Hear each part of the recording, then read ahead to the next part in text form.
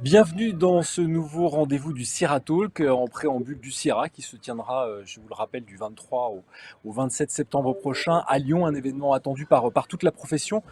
On se retrouve pour ce deuxième numéro avec, je dirais, le moral au beau fixe, puisque les restaurants ont réouvert, les clients sont présents. Le CEFIA à Rennes s'est tenu avec un grand succès. Cela veut dire que les clients reviennent au restaurant, mais reviennent aussi dans les lieux d'événements. Donc ça fait du bien, ça nous fait du bien.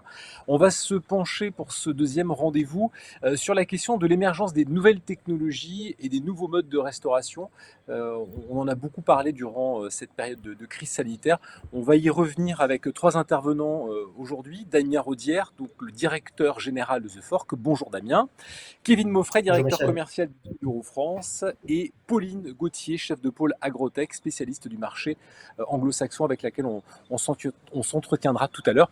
Pauline, si vous voulez réagir à ce que vous entendez, bien Bonjour. sûr, vous n'hésitez pas à le faire. Vous me faites un petit signe pour être sûr que je vous vois, parce que c'est vrai que la visio est forcément un peu moins interactif que le live, mais je sais qu'on se retrouvera certainement en vrai dans pas très très longtemps. Je vais peut-être commencer par vous, Damien, Damien Rodière. Alors, quand je vous ai appelé pour préparer cet entretien, vous m'avez tous dit un mot, l'accélérateur. Ça a été un accélérateur je dirais, de digitalisation, Damien, dans le fonctionnement de The Fork notamment, et donc je dirais dans le lien qu'on a avec le client, que le lien entretient avec le restaurant. Alors je pense que oui, ça a été. On voit une vraie accélération et surtout on voit une vraie prise de conscience des restaurateurs de l'impact que peut avoir le digital pour leur activité. Pendant plusieurs mois, ils ont été malheureusement sevrés de clients puisqu'ils n'ont pas pu opérer leur cœur de métier. Et pendant cette période, le seul moyen pour eux de garder un lien avec leurs clients, ça a été le digital. Et donc pour eux, c'est devenu une évidence, quand avant c'était pas forcément une évidence. Le seul moyen de communiquer, le seul moyen d'informer ses clients, c'était au travers des outils digitaux, que ce soit des outils qu'on leur met à disposition, que ce soit les réseaux sociaux, mais également le seul moyen pour eux de développer une activité, ça a été de s'appuyer sur des outils digitaux pour permettre aux gens d'aller chercher, par exemple, un repas chez eux en faisant du takeaway. Donc je pense que cette période qu'on vient de vivre, effectivement, elle a accéléré une transformation qui a commencé il y a plusieurs années, mais qui met du temps. Qui met du temps parce que c'est une transformation, même une disruption, je dirais, du marché. Et il faut s'adapter à ça. Et là, en l'espace de 12 mois, je pense qu'on a vu cette accélération liée à évidemment cette contrainte du Covid. Le marché français avait pris un peu de retard sur ce pôle digital, le fait que les gens se penchent peu là-dessus. Alors, on voit que si on regarde les marchés, effectivement, en Europe, et peut-être Pauline pourra confirmer ça, Ouais, mais je vais faire quand on dire regarde Pauline après. les marchés anglo-saxons, effectivement, on voit qu'en termes de pénétration d'outils digitaux, ils sont beaucoup plus avancés. Plus on est au nord, plus on est en avance, effectivement, sur les technologies qui permettent aux restaurateurs de s'appuyer sur le digital. On travaille également en Australie. On voit qu'en Australie, effectivement, ils sont beaucoup plus en avance. La France, je dirais, est un peu entre deux eaux. C'est pas les plus en retard. Mais effectivement, on est beaucoup moins en avance que des marchés comme des marchés, par exemple, la Suède. Ça fait plus de 20 ans qu'un certain nombre de restaurateurs utilisent des outils pour permettre aux gens de réserver directement depuis leur site web. En France, on a commencé il y a 15 ans avec La Fourchette, maintenant The Fork. Et aujourd'hui, on travaille avec 20 000 restaurants partenaires. Il y en a peut-être 30 000 qui utilisent des solutions de réservation. Et il y a 100 000 restaurants en France. Donc, on est à 30% de pénétration. Vous imaginez le potentiel. Voilà. Mais là, on voit cette accélération qui est en train de se passer. Damien Rodière parle de taux de pénétration. Pauline, on en est à combien de taux de pénétration sur le marché anglais? C'est effectivement aujourd'hui, au Royaume-Uni, l'utilisation des technologies dans la restauration et la livraison alimentaire n'est pas nouvelle. Pour vous donner une idée, en 2017, les revenus du takeaway au Royaume-Uni équivalaient à ceux de la France de l'Espagne et de l'Italie combinées. Aujourd'hui, on a près de 25 millions d'utilisateurs de livraison alimentaire au Royaume-Uni, ce qui équivaut à pratiquement 40% de la population. Donc un taux de pénétration qui est très élevé. Et comme je vous le disais quand on préparait cet entretien, l'habitude du takeaway est une habitude qui est très ancrée depuis longtemps dans les modes de consommation des Britanniques. Et comme c'est un peuple qui est aussi depuis toujours féru de technologie, l'adoption des technologies dans tout ce qui est restauration et consommation agroalimentaire de façon générale est une évidence ici depuis longtemps. Bah, on s'aperçoit, Kevin Maufrais, vous allez peut-être pouvoir réagir là-dessus, hein, que l'un n'empêche pas l'autre. On peut très bien se faire livrer, et puis on peut très bien aussi retourner au restaurant.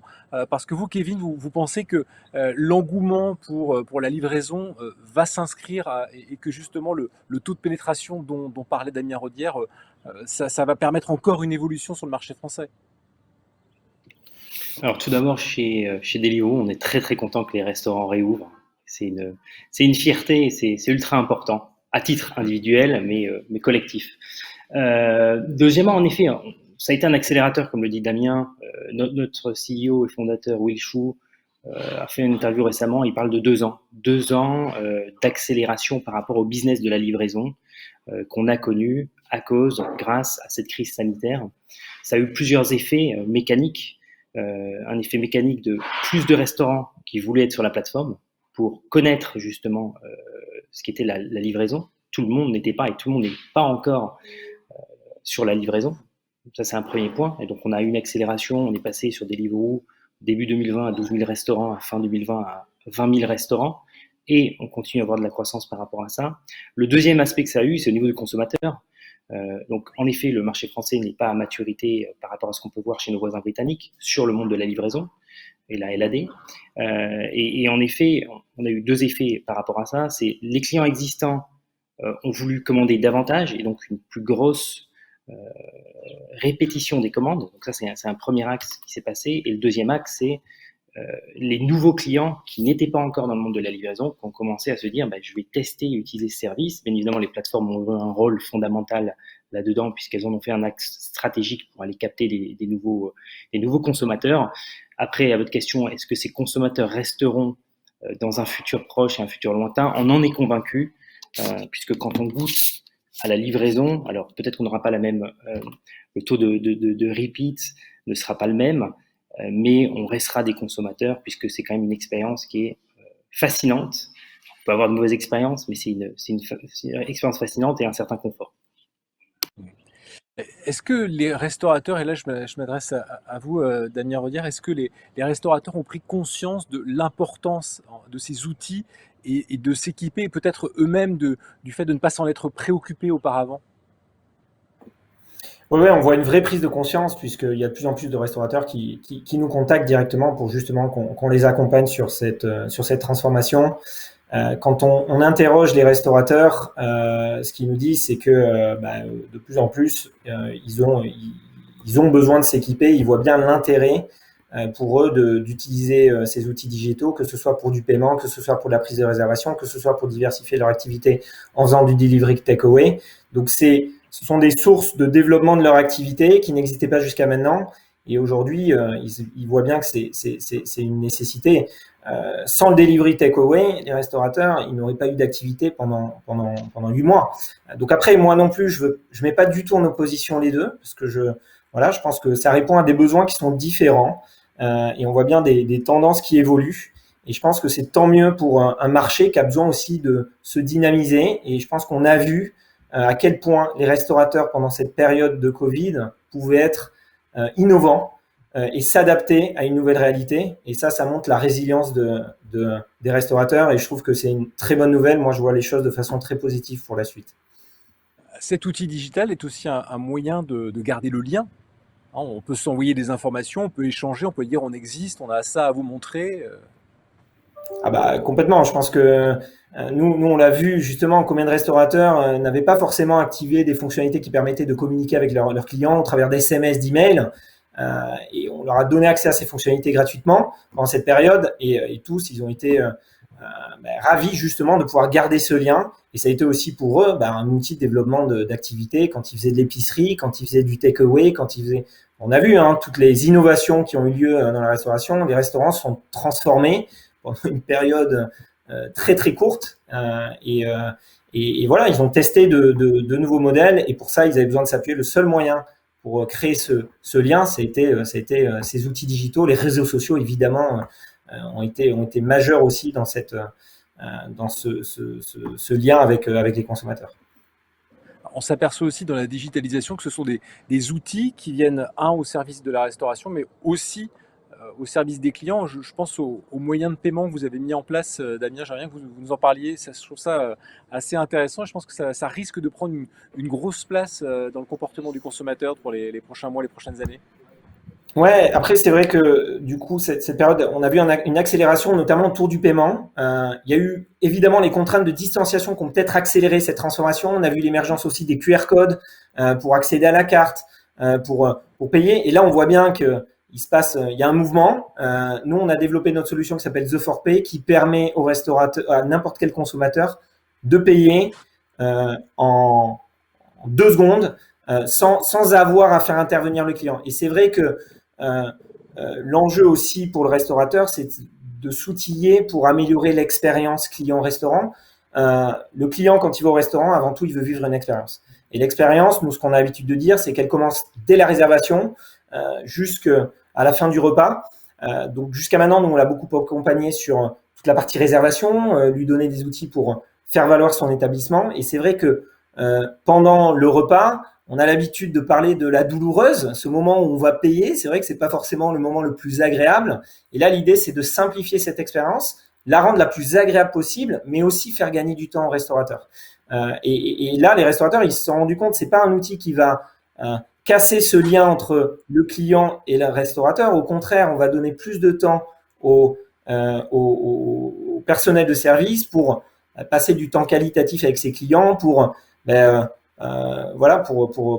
les accompagner dans leur expérience dans le restaurant. Donc voilà, c'est des outils complémentaires qui sont vraiment là pour aider à améliorer l'expérience du client, qui est la finalité et l'objectif de tout restaurant. Kevin Maufrais, je veux vous entendre aussi sur ce mot d'expérience, parce que même quand on se fait livrer chez soi, on vit une expérience, et la première expérience, c'est la connexion à un site ou à une application où on va commander. Est-ce que, si on va en revenir à l'effet de la crise, est-ce que vous, chez Deliveroo, vous avez modifié des outils? Est-ce que vous avez travaillé sur l'expérience pour qu'elle soit optimisée durant ces moments un peu compliqués pour les Français?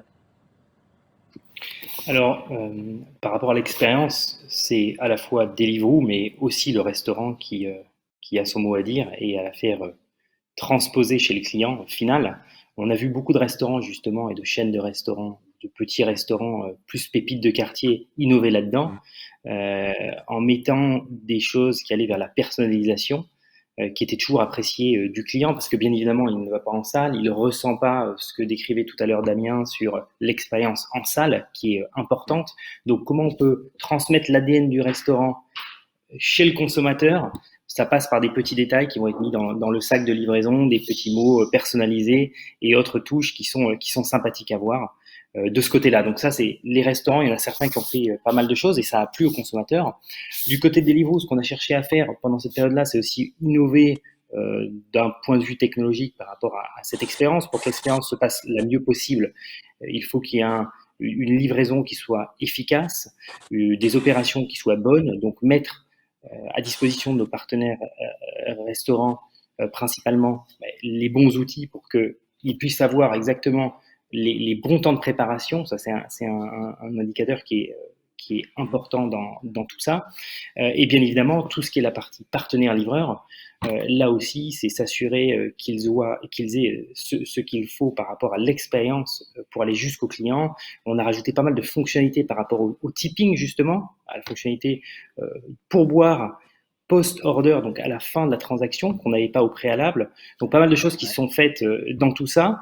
Et pour finaliser, dans la digitalisation du restaurant, on a développé pendant cette période-là, justement, notre produit Deliveroo Signature qui permet au restaurant de pouvoir mettre sur son propre site et sa propre plateforme, développer son business direct, qui est important, bien évidemment, tout en utilisant le savoir-faire d'une plateforme comme Deliveroo, avec le système de logistique derrière qui va venir se greffer derrière tout ça. Pauline Gauthier, je vous entends aussi sur ce point-là. Comment se comportent les Anglais? Est-ce qu'il existe ce genre d'outils? Est-ce que les QR codes dont nous, on s'est un peu approprié le fonctionnement en cette période de crise, est-ce que ça existait déjà en Grande-Bretagne? Est-ce qu'ils se le sont appropriés plus tard? Comment ça fonctionne, Irlande et Angleterre? Ça existait déjà, mais clairement, il y a une très forte accélération de l'utilisation des QR codes et des technologies dans tout ce qui est prise de commande, consultation des menus en ligne, paiement de l'addition en restaurant. Et comme le disait très justement Damien, beaucoup de restaurateurs ont choisi d'investir dans des technologies qui permettaient tout d'abord d'assurer la sécurité de leur personnel et des clients, mais aussi d'améliorer l'expérience et de fournir le meilleur équilibre entre contact humain et solutions technologiques. Et effectivement, aujourd'hui, on a des habitudes qui vont, je pense, rester parce que les bénéfices offerts par le fait, par exemple, de pouvoir payer son addition instantanément avec plusieurs moyens de paiement, même quand on est en restaurant, ou alors le bénéfice du serveur qui peut savoir en temps réel quel est l'état des stocks et donc pouvoir informer un client immédiatement que le choix du plat qu'il voulait prendre n'est plus disponible, sont des bénéfices qui ont été ressentis tellement fortement et tellement immédiatement par autant les restaurateurs que les consommateurs, on ne voit pas d'autre issue que le fait que ces changements-là vont s'inscrire dans la durée parce qu'ils bénéficient finalement à tout le monde. Oui, parce que le QR code dont on parlait, c'est vrai qu'on s'est tous aperçus que c'était assez pratique. Finalement, on n'a pas forcément besoin de ces feuilles de papier ou de ces menus qui sont parfois lourds, imposants et qu'on se passe de table en table. Et c'est une expérience presque ludique. Damien, Rodier, je ne sais pas si vous voulez réagir là-dessus. Je pense que c'est quelque chose qui va s'inscrire, le QR code. Ouais, je pense que ça dépendra sûrement des établissements et encore une fois, l'expérience que veut faire vivre aussi le restaurant. Il y a des restaurants, ils veulent rester au papier, peut-être parce qu'ils sont attachés au papier, parce que ça correspond aussi à la catégorie du restaurant. Mais c'est vrai que le QR code, c'est une solution supplémentaire qui permet de, comme vous le disiez, simplifier la prise de commande, simplifier le paiement, faire gagner du temps au restaurateur, etc., etc. Donc il y a on peut imaginer en plus plein d'autres possibilités. Donc c'est ça qui est intéressant, je trouve, c'est que ces innovations, elles sont au service à la fois des restaurateurs et des consommateurs. Et on a vu que ça pouvait être extrêmement utile pendant cette période où en plus on avait cet enjeu de distanciation. Là, il y a l'enjeu aussi d'éco-responsabilité, donc c'est pour ça qu'aussi supprimer du papier, il y a aussi cet enjeu-là. Donc on voit beaucoup de choses positives effectivement avec ce QR code. Alors, une chose qui a aussi évolué durant cette période de crise sanitaire, c'est la multiplication de l'offre. Ce qu'on pensait avoir un marché assez ouvert sur une cuisine qu'on pourrait appeler mondiale, ou parce qu'on ne parle plus de fusion, on parle de cuisine mondiale aujourd'hui. Mais on a vu qu'il y avait encore d'autres concepts de restauration qui étaient possibles, de nouvelles marques apparaître. Ça, c'est aussi le deuxième effet, je dirais, d'accélération de cette crise. Je ne sais pas, Kevin Moffret, vous voulez réagir là-dessus? Je vous vois hocher de la tête. Ouais, non, c'est vrai, je pense à quelques exemples concrets par rapport à ça, mais donc beaucoup de concepts se sont mis à faire de la vente à emporter, de la livraison à domicile également, et dans tout ça, c'est des restaurants qui n'étaient à l'origine pas forcément dédiés à ça, à ce type de business, et qui ont commencé à réfléchir à ce qu'ils pouvaient faire d'une façon hyper agile, hyper rapide.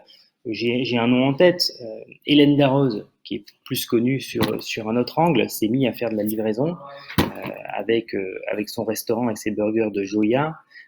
Plus récemment, Yannick Aleno, donc des grands noms auxquels on n'aurait pas forcément pensé par défaut sur la livraison en moins de 30 minutes, vraiment sont allés sur ce segment-là. D'autres l'avaient fait avant, bien évidemment, et ont réfléchi à l'ensemble du concept, qui est à la fois le côté marketing de la chose, le produit, bien évidemment le produit qui est important et la façon dont il arrive chez le client, donc le packaging.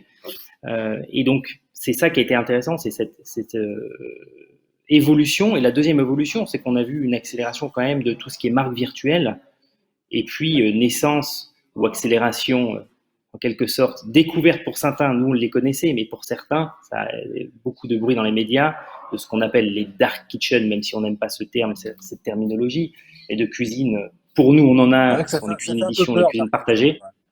Ça fait un peu peur, ou cuisine fantôme. Enfin, moi, personnellement, je vois ça, j'ai pas forcément envie, mais quand on les voit, du moins, on en visite pas mal et on a nos propres cuisines éditions qui sont des cuisines partagées avec plusieurs concepts de restauration dedans. C'est clairement quelque chose qui a accéléré pendant cette crise.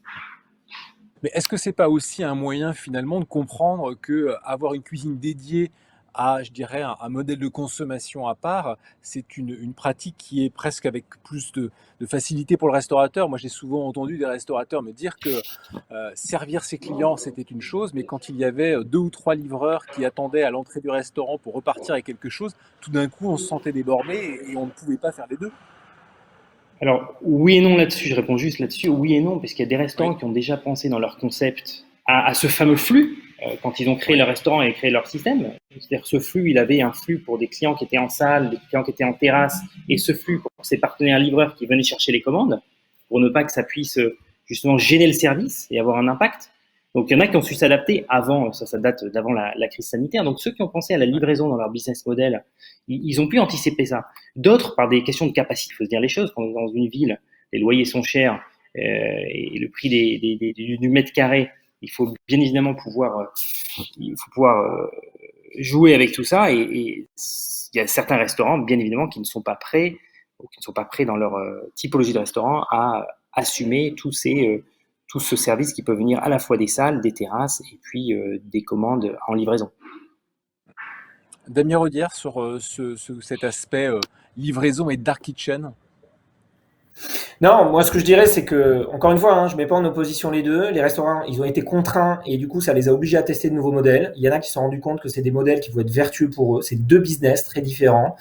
C'est une logistique différente. C'est aussi des cartes qui vont être différentes, comme le disait Kevin.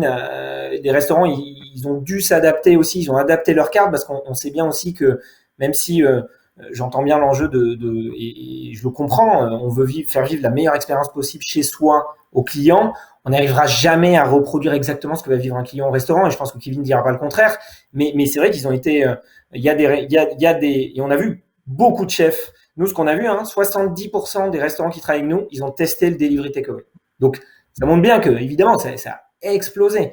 Voilà. Et il y en a qui en reviennent parce qu'en fait, ils se rendent compte que c'est pas leur métier. Leur métier, c'est un métier d'accueil, leur métier, c'est un métier de service, et c'est deux métiers différents. Donc je pense que avant de se lancer, faut savoir ce qu'on veut, faut savoir où on veut aller. Et il y en a qui vont faire les deux, mais effectivement, ils vont sûrement avoir peut-être des cuisines différentes. Ils vont peut-être, du coup, leur concept de restaurant s'adapter à ça et du coup gérer les flux d'un côté et les clients de l'autre, etc. Je pense qu'en fait, dans sa stratégie, il faut le réfléchir en amont pour proposer derrière la meilleure expérience au restaurant ou chez le client si le restaurateur il veut développer cette activité.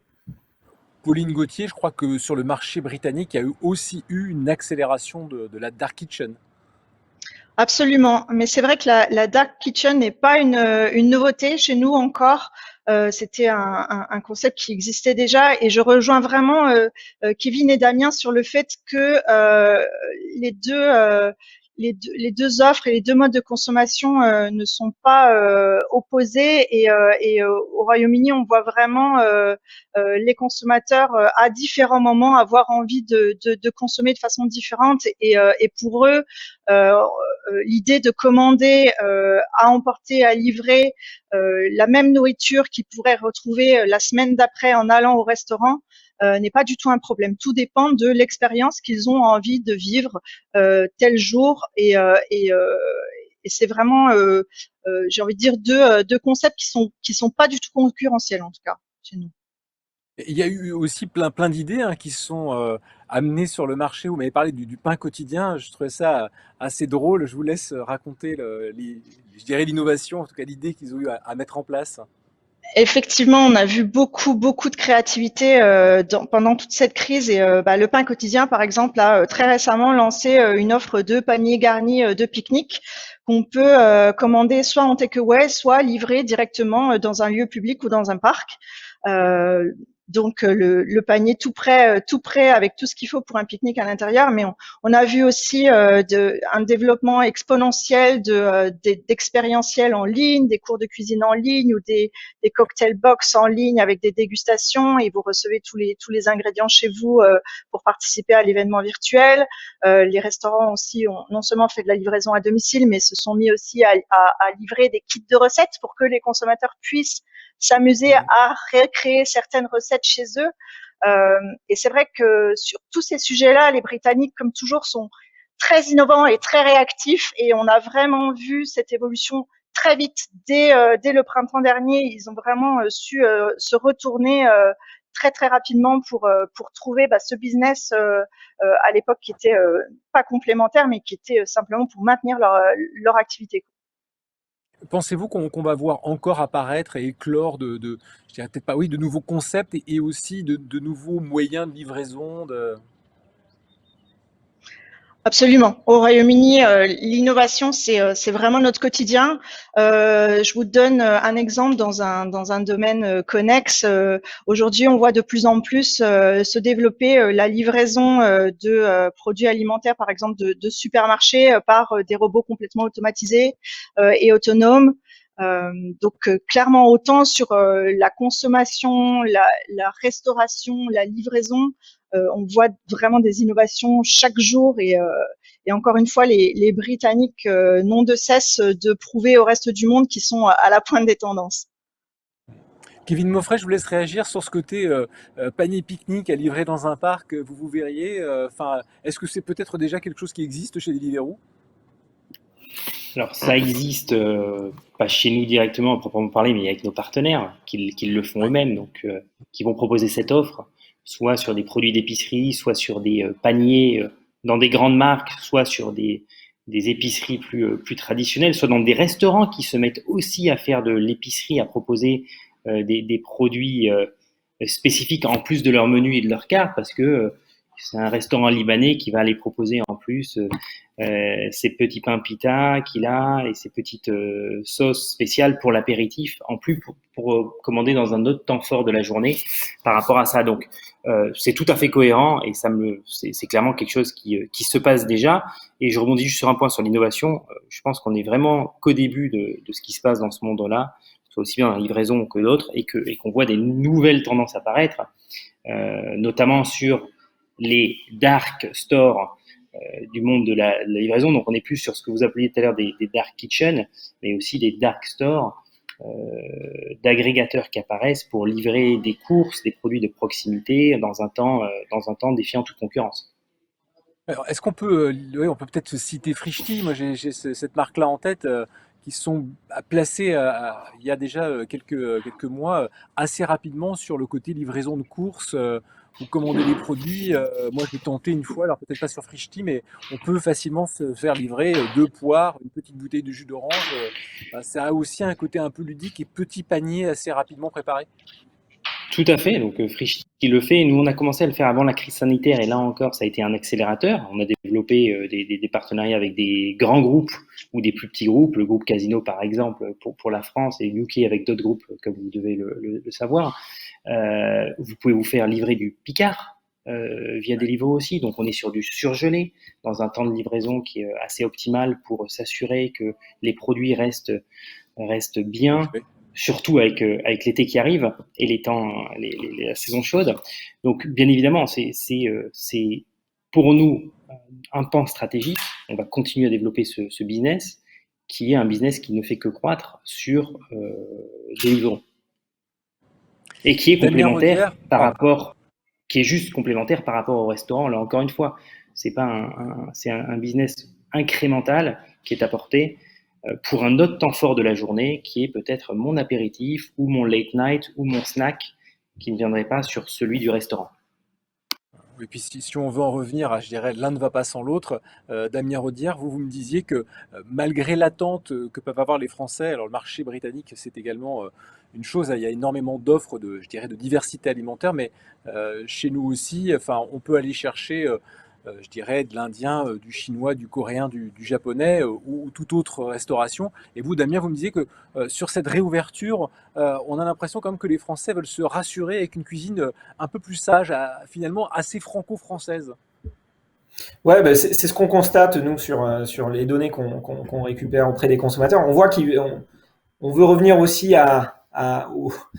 aux bases, j'ai envie de dire. Je pense qu'on a été coupé pendant 7 mois des restaurants et ce qu'on voit, c'est que là, les consommateurs et les Français, ils se ruent en particulier dans les restaurants de gastronomie française ou italienne. C'est les catégories qui sont les plus représentées et qui sont en surperformance par rapport aux autres catégories. C'est intéressant parce qu'on a l'impression qu'on veut revenir aussi à une gastronomie. Je dis pas que la gastronomie française c'est la plus simple, mais peut-être plus proche de ce qu'on a l'habitude de connaître.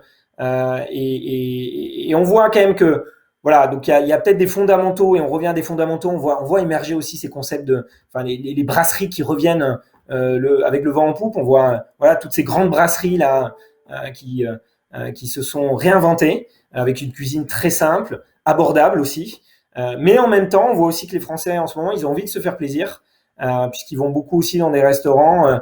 Typiquement, nous, on a notre gamme de restaurants qu'on appelle la sélection des restaurants Insider. C'est les meilleurs restaurants du moment, c'est les pépites, voilà, qu'on identifie grâce à notre communauté, grâce au travail de nos équipes marketing avec les grands guides. Et on les met en avant et on voit que cette sélection-là, aujourd'hui, elle représente 30% des réservations, alors qu'avant, elle représentait un peu moins de 15%.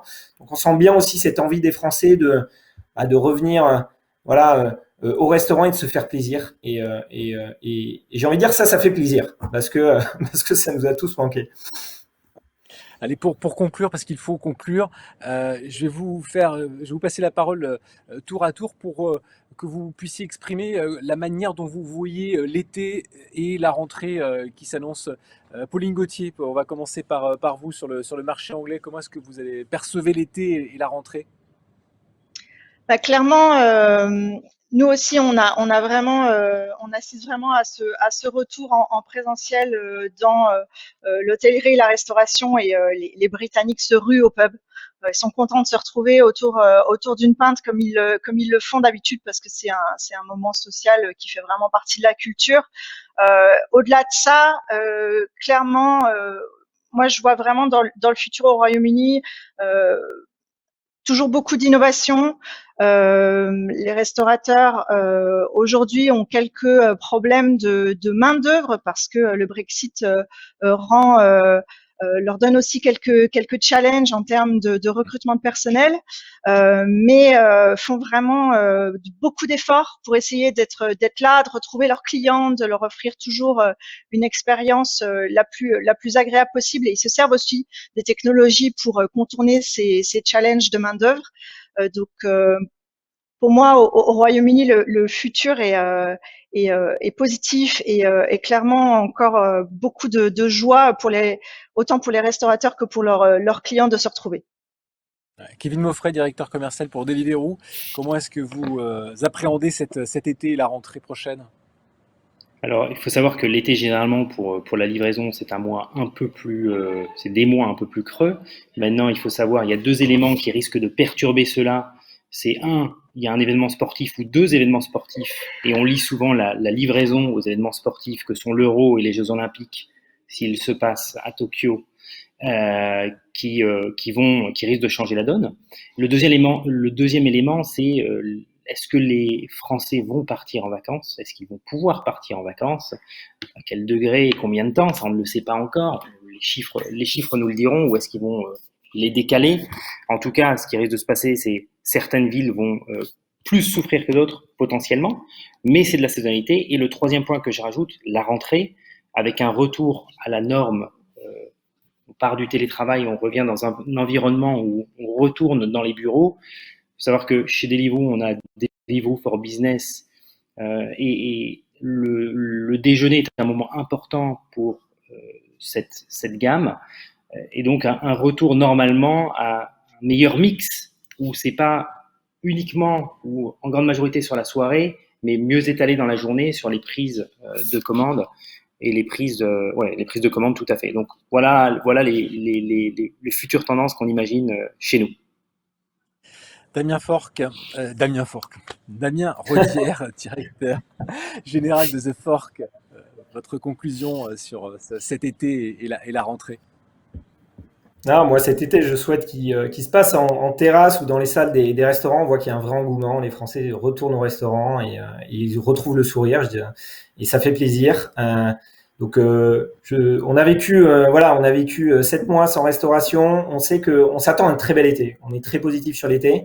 Après, effectivement, je pense qu'il va y aussi avoir une restauration à 2 vitesses. On voit qu'il y a un engouement et les Français, ils vont voyager. On l'a vu l'année dernière, Paris s'est vidé. Paris s'est vidé de ses habitants, mais n'a pas forcément compensé avec des touristes. Je suis pas sûr que les touristes y reviennent de sitôt. Du coup, on voit vraiment cette restauration à 2 vitesses et je pense que c'est important de l'avoir en tête. Et c'est là où voilà, les restaurateurs doivent s'équiper justement pour pallier à ces problématiques. Mais on est très positif et on voit qu'il y a aussi il y a une vraie solidarité qui est en train de se créer où beaucoup de marques poussent les gens à aller au restaurant. On a vu hier M6 qui a incité les gens à ne pas regarder Top Chef et à se rendre au restaurant. Et je trouve que c'est des petits clins d'œil. Donc peut-être Deliveroo pourrait faire la même chose. Je te tends la perche, Kevin. On pourrait imaginer quelque chose. C'est exactement ce que. Pardon, je te coupe, mais c'est le 19 mai. C'est exactement ce qu'on a fait pour la réouverture des terrasses. Où il y avait pas mal de choses à gagner en prenant des photos, en faisant quelque chose de social. Et il fallait absolument que les gens retournent en terrasse. Il y avait un pop-up. On promptait les gens dès qu'ils se mettaient sur l'application. Mais qu'est-ce que vous faites là? Vous n'avez pas trouvé de place dans les restaurants? C'est vraiment il y a une solidarité qui s'est créée et ça fait plaisir aussi. On a vu pendant ce moment, on s'est serré les coudes. Et voilà, et je pense que moi, je vois l'avenir de façon très positive. Mais évidemment, il faut cet engouement qu'on vit là. Peut-être qu'à un moment, il va s'estomper aussi. Et l'enjeu, ça va être dans la durée. Est-ce que les restaurateurs, ils vont pouvoir tenir? En tout cas, nous, on sera à leur côté. Je pense qu'il faut que cet avenir soit gourmand et solidaire et que cette solidarité, effectivement, comme vous venez de le dire, Damien Rodière, elle perdure. Merci infiniment à tous les trois d'avoir répondu à l'invitation du Sierra Talk. Merci Pauline Gauthier, chef de pôle Agrotech pour le marché Grande-Bretagne et Irlande. Merci Damien Rodière, donc directeur général France pour The Fork. Et merci Kevin Maufray, directeur commercial pour Deliveroo. Notre prochain rendez-vous, ce sera dans quelques jours pour le 3e numéro de Sierra Talk. Et puis bien sûr, rendez-vous à Lyon au mois de septembre pour le Sierra, tant attendu, je vous le disais en ouverture, par le monde de la gastronomie entre le 23 et le 27 septembre à Lyon. Merci à tous les trois et merci à vous de nous avoir suivis. Merci Michel. Merci.